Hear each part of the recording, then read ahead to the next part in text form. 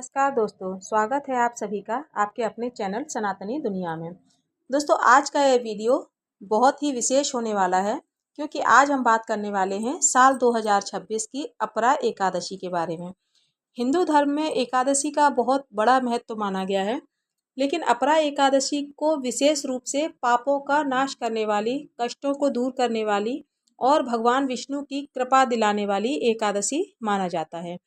मान्यता है कि इस दिन श्रद्धा और नियम से किया गया व्रत मनुष्य के जीवन में बहुत ही बड़ा बदलाव ला सकता है। वर्ष 2026 में अपरा एकादशी का व्रत बुधवार 13 मई 2026 को रखा जाएगा। जेठ माह के कृष्ण पक्ष की एकादशी तिथि 12 मई की दोपहर 2:52 से शुरू होकर 13 मई की दोपहर 1:29 पर समाप्त होगी। इसीलिए उदया तिथि के अनुसार 13 मई को ही व्रत रखा जाएगा, क्योंकि 13 मई को ही व्रत रखना उत्तम है। पूजा का शुभ मुहूर्त रहेगा 13 मई 2026 को ब्रह्म मुहूर्त में 4:08 से 4:50 तक। सर्वोत्तम पूजा का समय रहेगा सुबह 5:32 से 8:55 तक।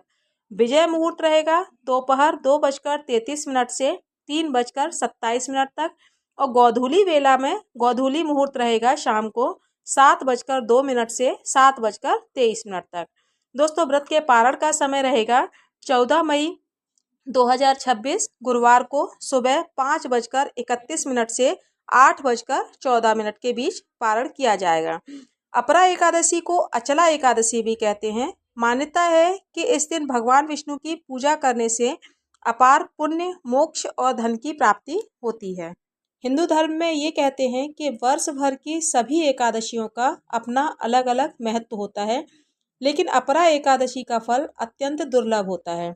अपरा शब्द का अर्थ होता है असीम, यानी ऐसा पुण्य जिसका कोई अंत ही न हो। मान्यता है कि इस दिन किया गया व्रत मनुष्य के जीवन के पुराने पापों को भी समाप्त करने की शक्ति रखता है। पुराणों में ये बताया गया है कि जो भी व्यक्ति श्रद्धा से भगवान विष्णु का नाम लेकर यह व्रत करता है, उसे विशेष पुण्य की प्राप्ति होती है। ऐसा भी कहते हैं कि इस व्रत का फल बड़े बड़े यज्ञों और तीर्थ यात्राओं के समान माना जाता है। दोस्तों, अब जानते हैं कि इस दिन व्रत कैसे करना चाहिए। एकादशी के दिन सुबह ब्रह्म मुहूर्त में उठना बहुत ही शुभ होता है। स्नान करने के बाद साफ और सात्विक वस्त्र पहने। यदि संभव हो तो पीले रंग के वस्त्र पहने, क्योंकि पीला रंग भगवान विष्णु को अति प्रिय होता है। इसके बाद घर के मंदिर की सफाई करें और भगवान विष्णु तथा माता लक्ष्मी की पूजा करें। पूजा में तुलसी दल अवश्य चढ़ाएं, क्योंकि बिना तुलसी के भगवान विष्णु की पूजा अधूरी मानी जाती है। भगवान के सामने घी का दीपक जलाएं और ओम नमो भगवते वासुदेवाय मंत्र का जाप करें। जो लोग निर्जला व्रत नहीं रख सकते वे फलाहार कर सकते हैं, लेकिन इस दिन सात्विकता का विशेष ध्यान रखना चाहिए। लहसुन, प्याज, मांसाहार और तामसिक भोजन से दूर रहना चाहिए। कहते हैं कि अपरा एकादशी के दिन झूठ बोलना नहीं चाहिए, किसी का अपमान करना नहीं चाहिए, क्रोध करना और बुरे विचार रखना बहुत ही अशुभ होता है। इसीलिए इस दिन मन को शांत रखें और भगवान का स्मरण करते रहें और हो सके तो दिन भर ओम नमो भगवते वासुदेवाय मंत्र का जाप करते रहें मन ही मन। शाम के समय भगवान विष्णु की आरती करें। यदि संभव हो तो विष्णु सहस्त्र नाम का पाठ करें। घर में भजन और मंत्रों का वातावरण बनाए रखें। मानते हैं कि इस दिन ऐसा करने से घर की नकारात्मक ऊर्जा दूर होती है और हमारा वातावरण सकारात्मक होता है। अब बात करते हैं उन विशेष उपायों की जिन्हें करने से भगवान विष्णु की कृपा जल्दी प्राप्त होती है।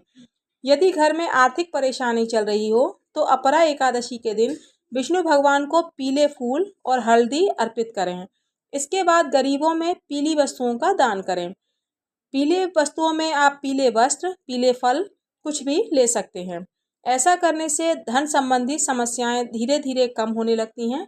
यदि परिवार में तनाव रहता है, कलह कलेश बना रहता है, तो शाम के समय तुलसी के पास घी का दीपक जलाएं और भगवान विष्णु का नाम लेते हुए परिवार के सुख शांति की प्रार्थना करें। यदि जीवन में बार बार बाधाएं आती हैं और मनुष्य सफल नहीं हो पाता है, तो इस दिन 108 बार ओम नमो नारायणाय मंत्र का जाप करना अत्यंत शुभ माना जाता है बोलते हैं कि इससे जीवन में आने वाली बाधाएं टल जाती हैं। धार्मिक मान्यताओं के अनुसार अपरा एकादशी का व्रत केवल धन और सुख के लिए ही नहीं, बल्कि मन की शांति और आत्मिक शक्ति के लिए बहुत महत्वपूर्ण होता है। कहा जाता है कि जो भी व्यक्ति इसी सच्चे मन से भगवान विष्णु का ध्यान करता है, तो उसके जीवन की सभी परेशानियां धीरे धीरे समाप्त होने लगती हैं। पुराणों में तो दोस्तों ये भी बताया गया है कि इस एकादशी का पुण्य हजारों तीर्थ यात्राओं और बड़े बड़े यज्ञों के बराबर होता है। इसीलिए इस दिन दान, जप, पूजा का विशेष महत्व होता है। अब जानते हैं कि इस दिन क्या करना चाहिए और क्या नहीं करना चाहिए। एकादशी के दिन सुबह से ही ब्रह्म मुहूर्त में उठकर जल्दी स्नान करना चाहिए। भगवान विष्णु को तुलसी अर्पित करनी चाहिए। गरीबों को भोजन देना चाहिए। गौ माता को हरा चारा खिलाना बहुत ही शुभ होता है और घर में शांति और पवित्रता बनाए रखनी चाहिए। वहीं इस दिन क्रोध बिल्कुल भी नहीं करनी चाहिए, किसी का अपमान नहीं करना चाहिए, झूठ और छल कपट से दूर रहना चाहिए। शराब और मांसाहार का सेवन बिल्कुल भी नहीं करना चाहिए। दोस्तों, धार्मिक मान्यता यह भी कहती है कि जो भी व्यक्ति अपरा एकादशी की रात भगवान विष्णु का स्मरण करते हुए जागरण करता है, उसे विशेष पुण्य की प्राप्ति होती है। रात में जागरण आप भजन कीर्तन करते हुए भी कर सकते हैं।